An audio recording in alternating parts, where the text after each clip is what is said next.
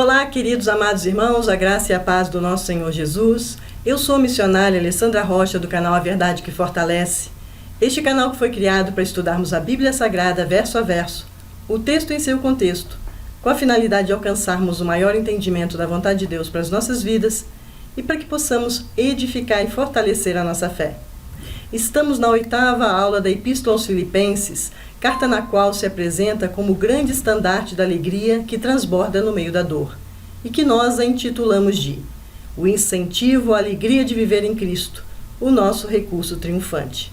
Estamos estudando a unidade 2, Exemplos de Abnegação, e o assunto que abordaremos nessa unidade hoje é a cooperação na salvação, que está em Filipenses, no capítulo 2, do versículo 12 ao versículo 18. Nas aulas passadas, vimos que Paulo ensina a importância de mostrar, ou melhor, de viver a humildade de Cristo. Para refletir essa humildade, é importante imitá-lo.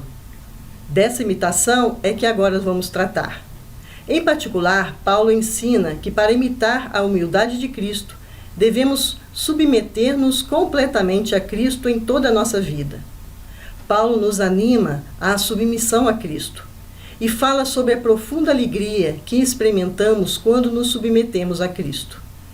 E nos versículos 17 e 18 que estudaremos hoje, no finalzinho do capítulo 2, Paulo apresenta o exemplo de si mesmo.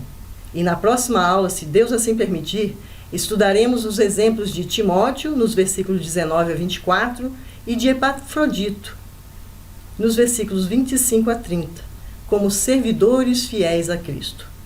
Contudo, a interpretação de Paulo, na qual veremos aqui, é mais do que um chamado a viver a unidade e humildade numa dada situação humana.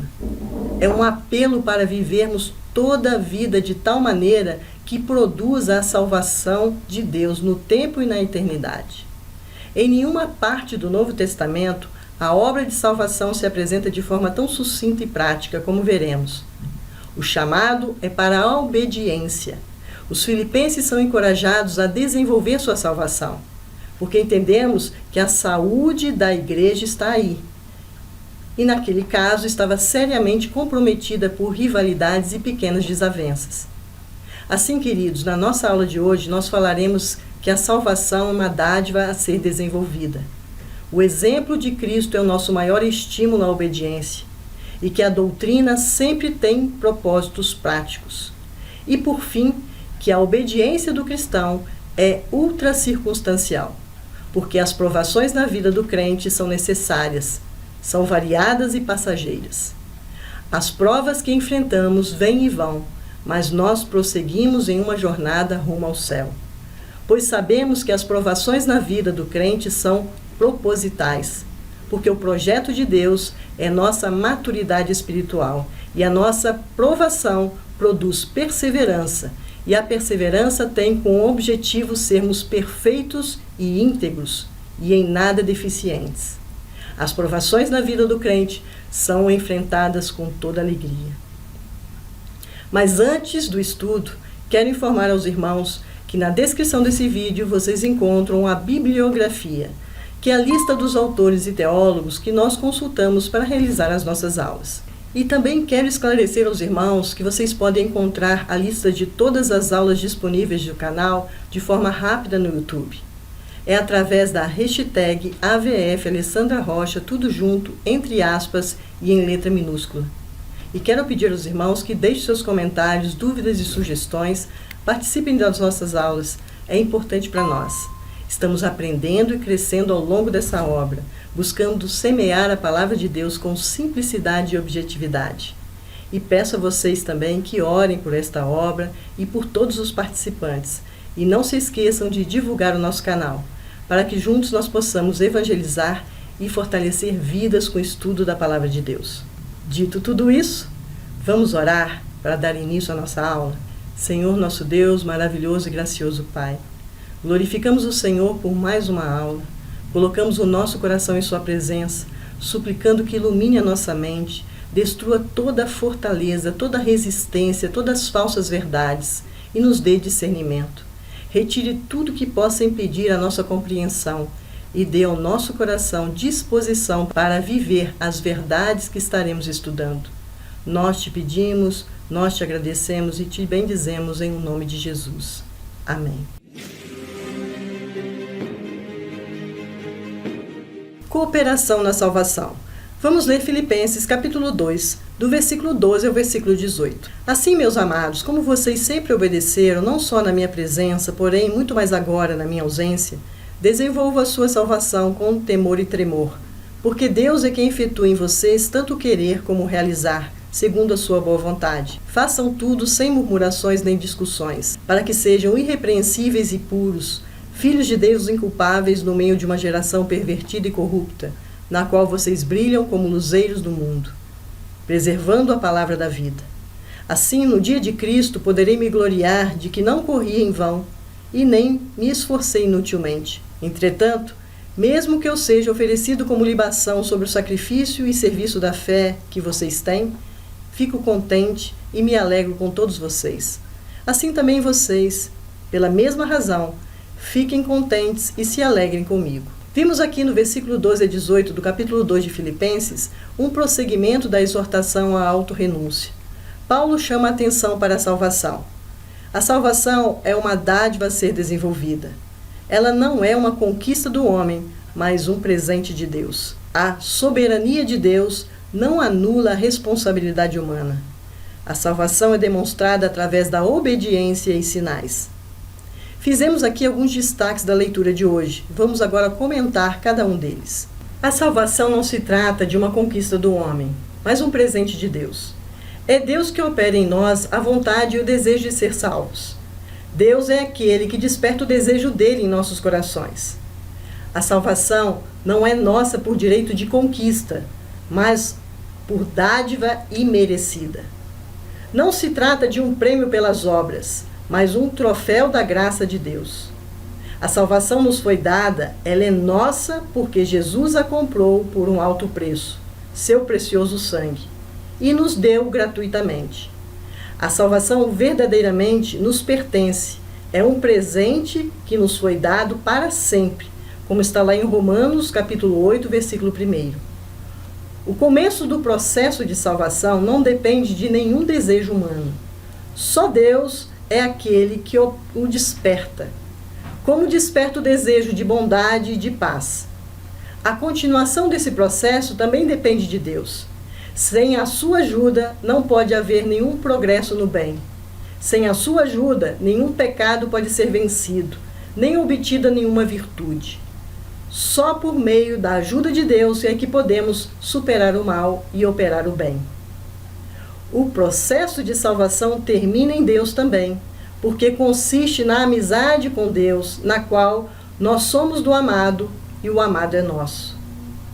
Por essa razão, disse com verdade que a obra da salvação começa, continua e termina em Deus. Contudo, a soberania de Deus não anula a responsabilidade do homem. Como vimos, a salvação é de Deus e nos é dada por Deus, mas precisamos desenvolvê-la. O propósito de Deus é que alcancemos a semelhança de Cristo. Recebemos de graça essa gloriosa propriedade, mas precisamos cultivá-la. A posse e o desenvolvimento da salvação produzem reverência e não relaxamento. De fato, todo dom e benefício tem de ser aceito e recebido. O que quero dizer, em outras palavras, é o seguinte: quando o homem está doente, o médico pode ser muito capaz de curá-lo. Os medicamentos e as técnicas de cura podem estar a seu dispor, mas jamais se curará e restabelecerá a saúde desse homem se ele não utilizar todos esses recursos. Isso acontece com a salvação. O oferecimento de Deus está aí. Sem este oferecimento, não se pode falar de salvação. Deus chega até estimular dentro do coração do homem o desejo para que ele alcance essa graça. Mas o homem nunca pode receber a salvação enquanto não responder ao chamado de Deus e assumir o que Deus lhe oferece e manda. Ninguém jamais pode desejar a Deus sem que Deus primeiro predisponha a sua vontade. Entendam, nunca é Deus que impede a salvação, mas sim o homem que abre mão da salvação. A obra da salvação é resultado da vontade de Deus. Nossa salvação tem início e consumação na boa e perfeita, agradável vontade de Deus. Vamos agora observar que a salvação é demonstrada. Quando examinamos a sequência do pensamento dessa passagem, observamos que Paulo estabelece o que poderíamos chamar de 5 sinais da salvação: o sinal do progresso efetivo, o sinal do temor e tremor, o sinal da serenidade e segurança, o sinal da pureza, o sinal do esforço missionário. Na vida diária do cristão, a demonstração contínua e evidenciada do trabalho em favor de sua própria salvação deve ser percebida. Uma salvação que cada dia se cumpre melhor e chega à maior perfeição. Desenvolver a salvação trata-se da obediência de bom grado, não de má vontade. A má vontade é sinal de desobediência. Fazei tudo sem murmurações nem contendas. A salvação é demonstrada por intermédio de relacionamentos transformados. Paulo retoma o problema básico descrito nos versículos 1 a 4 desse capítulo. Os crentes de Filipos estavam fazendo as coisas com motivação errada. Eles estavam trabalhando, mas sem a sintonia uns com os outros. Havia partidarismo e discordância entre eles. A igreja estava dividida. A contenda refere-se a uma atitude interna, isto é, uma atitude e uma atividade da mente e do coração, enquanto a murmuração é algo externo, aquilo que manifestamos proveniente do coração e da mente. A murmuração é um pecado moral e a contenda é um pecado de rebelião intelectual contra Deus. Então, como a igreja deve demonstrar a sua salvação por intermédio dos relacionamentos? Nós deveríamos demonstrar fazendo isso tudo sem murmurações. A murmuração ao longo da história dos israelitas evoca que o murmúrio é uma rebelião, é a infidelidade contra Deus e as autoridades por ele constituída. Deus nos abençoa, mas há algumas coisas que não nos agrada. Então Deus nos abençoa mais e nós ainda continuamos a murmurar. Paulo diz ainda aos filipenses para fazer tudo sem contendas. Essa palavra descreve as disputas e os debates inúteis, até mal intencionados, que criam divisões e vacilações, e dúvidas principalmente. Tem também uma conotação legal de dissensões, litígios, que indica que os filipenses estavam apelando para os tribunais pagãos a fim de resolver as suas diferenças internas. Vimos isso em 1 Coríntios, capítulo 6, do versículo 1 ao versículo 11. Por que murmurações e contendas são atitudes reprováveis? Primeiro, porque são completamente opostas à atitude de Cristo. Segundo, porque criam obstáculos à propagação do Evangelho de Cristo. Se tudo o que as pessoas conhecem sobre a igreja é que os seus membros vivam constantemente murmurando e contendendo, eles terão uma impressão negativa de Cristo e do Evangelho. Terceiro, porque ocorre a divisão das igrejas. Mais igrejas se dividem por causa de contendas do que por causa de heresias. A salvação é demonstrada também por meio de uma conduta irrepreensível. Os crentes devem se tornar irrepreensíveis, ser sinceros. Sua vida deve demonstrar tal pureza que ninguém encontre algo que se constitua uma falta. O cristão não deve ser apenas puro, mas viver uma pureza que seja vista por todos. Refletir o caráter de Cristo a ponto de viver de tal maneira que ninguém possa falar ou apontar um dedo acusador, como está lá em Mateus capítulo 5, versículo 13, 45 e versículo 48. Em Romanos capítulo 16, versículo 19, Paulo diz que devemos ser simples para o mal e devemos viver assim no meio de uma geração pervertida e corrupta. Devemos viver como Daniel viveu na Babilônia, cheia de deuses e numa cultura pagã, sem se misturar, sem se contaminar. Os crentes devem se tornar filhos de Deus inculpáveis no meio de uma geração pervertida. A pureza do cristão deve ser tal que suporte o juízo de Deus, que possa ser oferecida a Deus como um sacrifício sem mácula. É importante ressaltar que a vida do cristão não é vivida em uma estufa espiritual, numa redoma de vidro, mas no meio de uma geração pervertida. Estamos no mundo com a missão de, no mundo, anunciar as boas novas do Evangelho. A salvação é demonstrada por intermédio de um testemunho notável. Os crentes são exortados a brilhar como os astros celestes no mundo de trevas. Quanto mais escuro é um lugar, mais a luz é necessária. Paulo compara os crentes como as estrelas e a sociedade como a escuridão do universo. A salvação é demonstrada por meio de uma fidelidade inegociável. A igreja tem a necessidade de preservar a palavra da vida. A palavra é vida. A palavra é o espírito e vida. Somente o Evangelho oferece vida abundante e eterna. A palavra da vida não é para ser retida, mas compartilhada.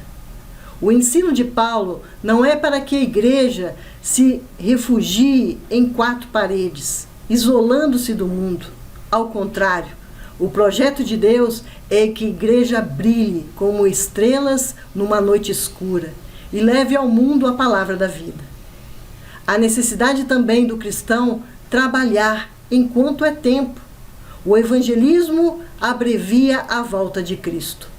Cumprir a missão que o Senhor Jesus Cristo nos incumbiu, ide por todo o mundo e pregar o evangelho a toda criatura, como está em Marcos, capítulo 16, versículo 15. A vida cristã é uma viagem rumo a Deus.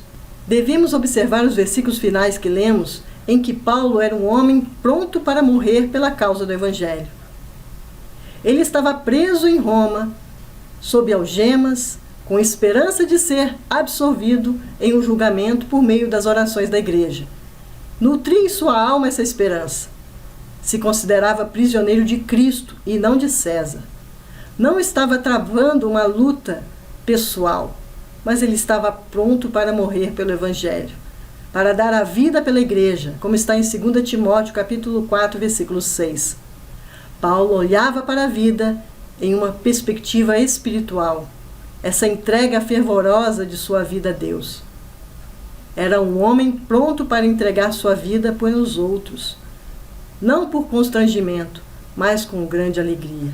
Ele foi perseguido, apedrejado, preso, açoitado com varas, enfrentou frio, fome, passou privações, enfrentou inimigos de fora e perseguições de dentro da igreja. Agora está em Roma, sendo acusado pelos judeus diante de César, aguardando uma sentença que pode levá-lo à morte. Mas a despeito dessa situação, sua alma está em festa, o seu coração está exultante de alegria. O martírio coroa sua vida e seu apostolado. Contudo, Paulo deseja que esse sacrifício seja colocado como crédito aos filipenses, e não a seu próprio favor. Sendo assim, não havia motivo de lágrimas. Queridos, com tudo que foi dito, vale ressaltar, para que não haja dúvidas, que o sinal que Paulo chama de temor e tremor não se trata do temor e tremor do escravo que se arrasta aos pés do seu senhor. Primeiro, provém do sentimento da sua própria condição de criatura, fraca, incapaz e impotente de enfrentar a vida e as tentações, que o impulsiona a buscar a Deus, a ligar-se cada vez mais estreitamente a Ele, na certeza de que, sem sua ajuda, não pode absolutamente enfrentar a vida. É assim conosco também, queridos. O segundo ponto é que tem origem no temor de afligir e desagradar a Deus. Quando realmente amamos uma pessoa, não tememos o que a pessoa pode nos fazer, e sim em que nós podemos fazer a ela, o que podemos causar a ela. O temor do amor não é o temor de ser castigado pelos outros, mas sim de ferir o coração dos outros. O único temor do cristão é ferir a Deus e crucificar a Cristo novamente. Já o sinal de sinceridade e segurança faz com que o cristão faça tudo sem murmuração e contenda. Na vida cristã existe a sinceridade e a segurança da perfeita submissão, da certeza e confiança em Deus. O sinal de pureza destaca por 3 palavras: irrepreensíveis, sinceros e sem mancha.